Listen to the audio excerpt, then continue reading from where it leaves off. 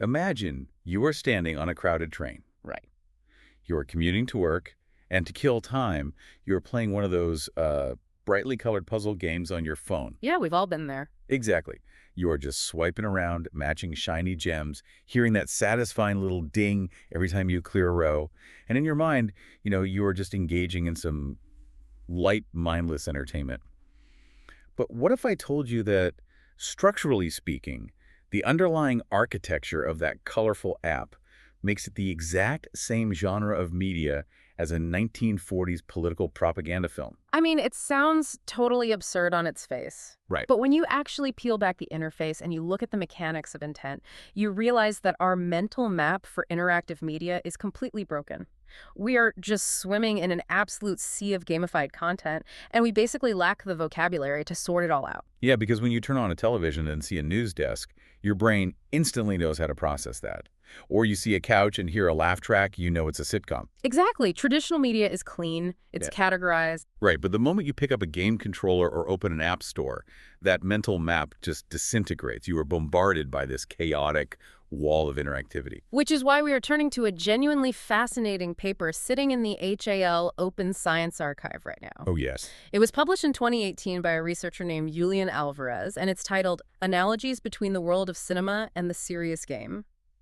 Just for context for you listening, HAL is a major platform where multidisciplinary researchers share their findings. Right, and Alvarez uses this paper to make a very bold argument. He says that if we want to survive the modern landscape of interactive media without being constantly manipulated, well, we need to look backward. We need to borrow the categorization system we already spent a century building for cinema. Okay, let's unpack this, because Right. on the surface, comparing movies to video games feels, I don't know, a little bit like comparing apples to oranges. Because one is a passive experience, right? You sit in the dark for 2 hours and let the director show you a story.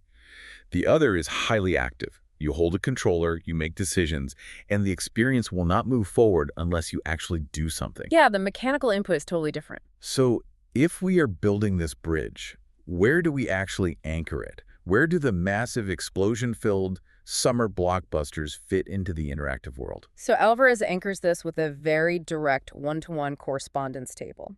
He starts at the absolute top of the commercial food chain. Okay. In the cinematic industry, the blockbuster is defined not just by its budget, but by its risk aversion.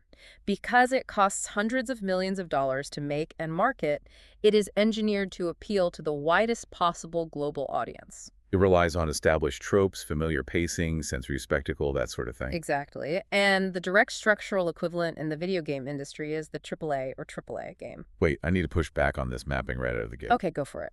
Because equating a $100 million movie directly to a AAA video game feels a little reductive to me.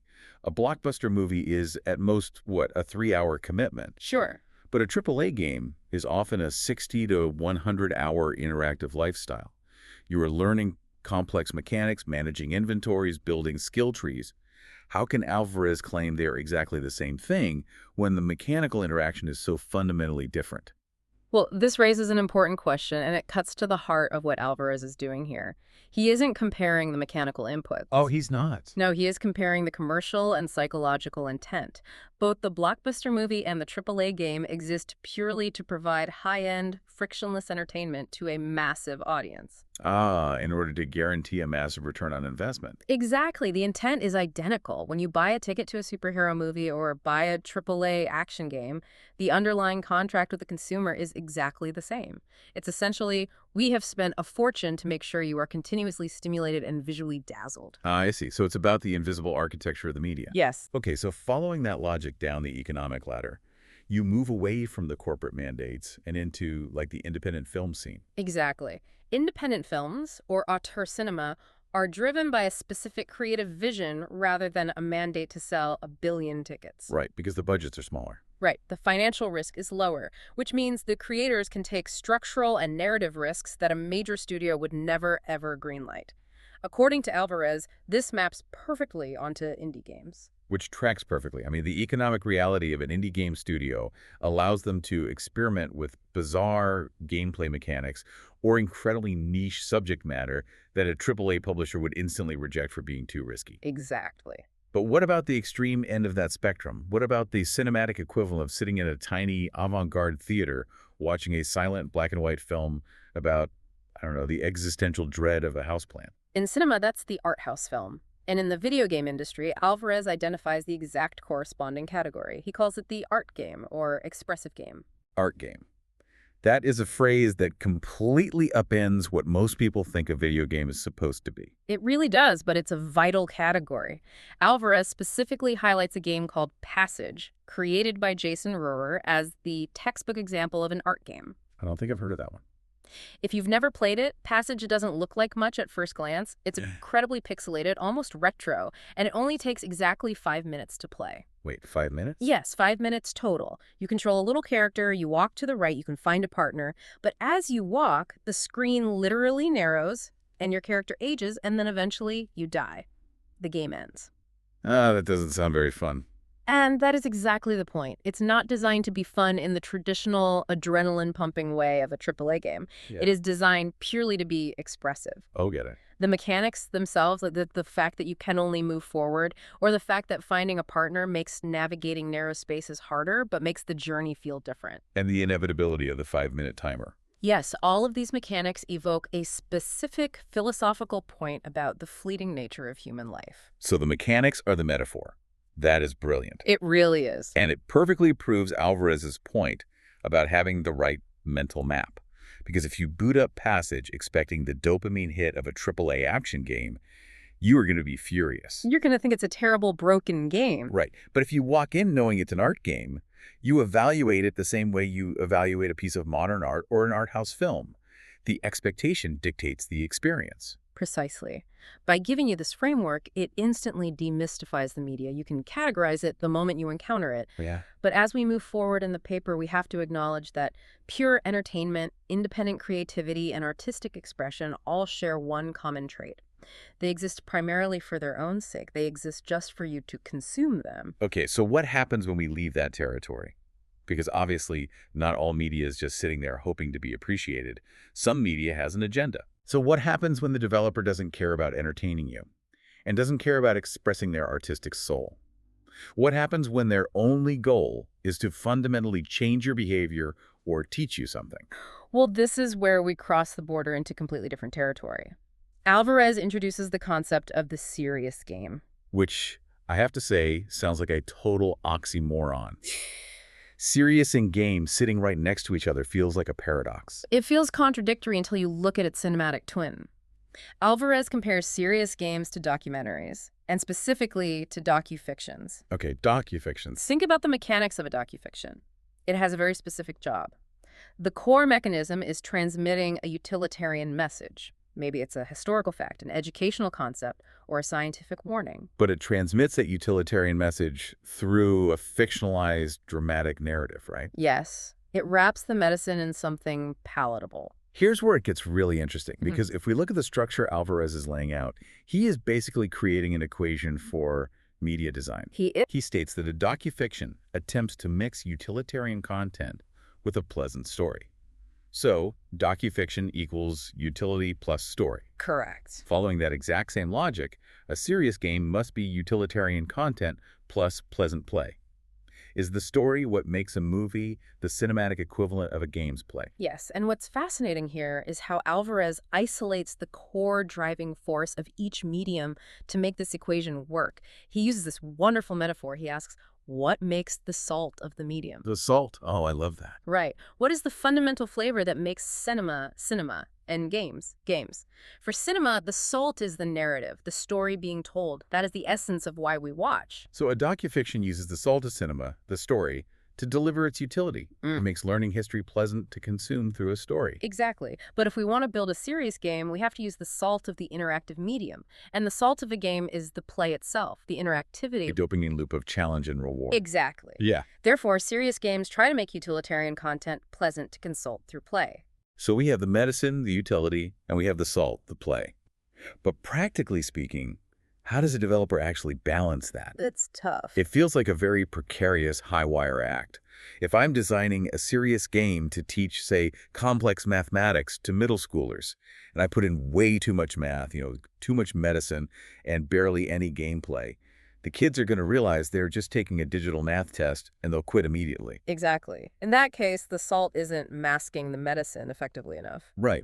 But if I go the other way and I build an incredibly fun, fast-paced spaceship shooter game where occasionally a math problem flashes on the screen, well, that's entirely different. That's too much salt, not enough medicine. Exactly. The kids will have a blast, but they will not learn a single thing about math. The utility is completely lost in the entertainment. You've perfectly identified the central tension of serious game design. If the gameplay loop, the interactive salt, doesn't fundamentally integrate with the utilitarian purpose, the machine breaks down. So the play has to facilitate the utility, not just sit on top of it. Yes, it's a psychological mechanism. The dopamine loop of the gameplay must actively reward the player for absorbing the educational or informational content. Okay, so a documentary uses a compelling narrative arc to keep you in your seat while it feeds you facts. And a serious game uses interactive problem solving to keep your brain engaged while it trains you. That makes perfect sense. It does. But let's push the boundaries of this analogy even further. Docufictions and educational games are relatively benign. They want to teach us. What happens when the utility isn't education but persuasion? Well, Alvarez stretches the analogy to cover the entire spectrum of audiovisual registers. If we move deeper into the utilitarian side, past education, we find media designed to manipulate consumption and opinion. Oh, wow. Yeah, in the cinematic world, this gives us commercial advertising spots and propaganda films. Okay, and just to be clear for you listening, because we are about to talk about propaganda films and political games, Alvarez is not making a value judgment here. Absolutely not. He is not endorsing the politics of these games, and neither are we. We are strictly looking at the structural architecture. We are looking at them as machines. Who built the machine, and what behavior is it designed to extract from you? Yes, that is a crucial distinction. We are purely analyzing the mechanics of intent, neutrally reporting the classifications in the text. According to Alvarez, when an advertising spot or a piece of political propaganda is presented under the guise of an interactive fiction, they have direct equivalence. What are they called? An interactive commercial is what the industry calls an advergame, and an interactive piece of political messaging is categorized as a political game. This brings up a fascinating point about the origin of media. Does knowing who paid for the media fundamentally change how we interact with it? It's a huge factor. Because think about it. The moment a non-entertainment entity writes the check for a project, whether a film or a game, it inherently shifts from pure entertainment into the realm of the serious game. The invisible hand changes the genre. It absolutely does. The defining characteristic across all of these categories, serious games, advergames, political games, is that they are commissioned by an actor who operates entirely outside the entertainment market. Right. If a massive game studio pays $50 million to develop a game, they want you to have fun, so you will buy the sequel. Their ultimate goal is your continued entertainment. Exactly. But if a fast food company pays a developer to make a free mobile game featuring their mascot, they do not care about your long-term entertainment. They want to use the salt of play to keep your eyeballs on their brand logo for 20 minutes instead of skipping a 30-second TV commercial. They want you to have fun, so you'll buy a hamburger. Exactly. The mechanics of the advergame are incredibly potent because they hijack the interactive dopamine loop for commercial gain. You aren't just passively watching a burger on screen. You are actively controlling a character, solving puzzles, and being rewarded with a high score that is inextricably linked to the brand's iconography. You are actively participating in the commercial. Which brings us right back to my example at the very beginning of the deep dive. You think you are just playing a shiny puzzle game on your commute. But if that game was commissioned by a political action committee to subtly reinforce a specific ideological viewpoint through its narrative or its mechanics, you are literally playing a piece of propaganda. And if we connect this to the bigger picture, this is the ultimate sweeping philosophical conclusion that Alvarez brings us to. After mapping out all of these analogies, from blockbusters to AAA, from documentaries to serious games, from commercials to advergames, he states that assimilating serious games into the category of traditional video games is a massive category error. A category error, meaning our brains are literally putting this media in the wrong bucket. Exactly. Alvarez argues that calling a serious game a video game is exactly like calling a documentary a regular movie. Wow. Okay, that completely flips the script on how we talk about digital media. Formally speaking, yes, a historical documentary and a summer blockbuster are found on the exact same physical medium. They might both be printed on a strip of celluloid film, or they might both be an MP4 video file sitting on your computer's hard drive. Right. Similarly, a serious game designed for corporate training and a AAA action game are built on the same physical medium. They were both strings of digital code rendered on a high-definition screen controlled by a mouse or a gamepad. But the medium is not the genre. So what does this all mean for you, the listener? It means we have to completely decouple the hardware from the intent. Just because you are holding a game controller in your hands or tapping a touch screen, it does not mean you are playing a game in the traditional sense of pure entertainment. Not at all. Just like holding a strip of celluloid film to the light doesn't mean you are looking at a Hollywood blockbuster. They share the same physical form, but their fundamental reasons for existing are entirely different. That is the core takeaway, and it's a powerful invitation to practice active critical thinking in your daily life. The next time you interact with a piece of digital media, whether it's on your phone, your console, or your computer, ask yourself, what genre am I actually engaging with here? Look past the glowing screen, look past the tactile controller, and ask, what is the intent behind this play? Who commissioned this salt? So to trace our steps back through this incredible framework, we started by mapping the deeply familiar world of cinema onto the wild, chaotic west of video games. Right, starting at the top.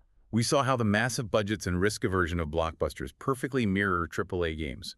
We saw how the economic freedom of indie films maps to indie games, and how avant-garde art house cinema gives us the vocabulary to understand why a game like Passage prioritizes expression over fun.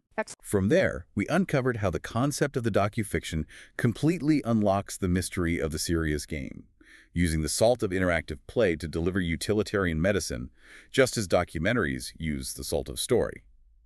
And finally, we arrived at this massive realization. The physical medium you are holding does not define the actual genre you are experiencing. Which leaves us with a final, rather profound implication to consider. A thought that builds entirely on the architecture Alvarez has outlined for us today. Oh, I'm ready. We established that non-entertainment actors are already highly adept at using play to deliver utilitarian content, like advertisements or political messages. And we've established that the physical medium of an app doesn't define its genre. Right.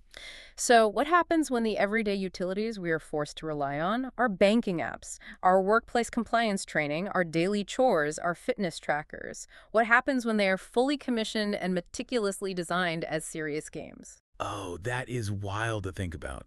We're already seeing the edges of that, aren't we? Apps that give you digital confetti when you pay off a credit card, or leaderboards for how many steps you walked compared to your coworkers. Exactly. The salt of play is bleeding into everything.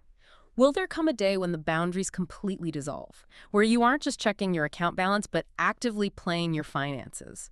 If every mundane task is optimized with dopamine loops and interactive rewards, do our daily utilitarian lives become indistinguishable from one continuous interactive docufiction? Yo, we started this deep dive talking about that overwhelming feeling of looking at a digital screen, expecting the clean precision of traditional media, and instead finding a murky, chaotic sea of gamified content. It turns out that confusion wasn't a flaw in your understanding. You were just trying to use a map of a 1990s movie theater to navigate a modern world that is rapidly turning everyday life into a serious game. It's an incredible amount to ponder as you navigate your digital world today. Thanks for joining us on this deep dive. Keep questioning the screen, keep asking who paid for the salt, and we will catch you next time.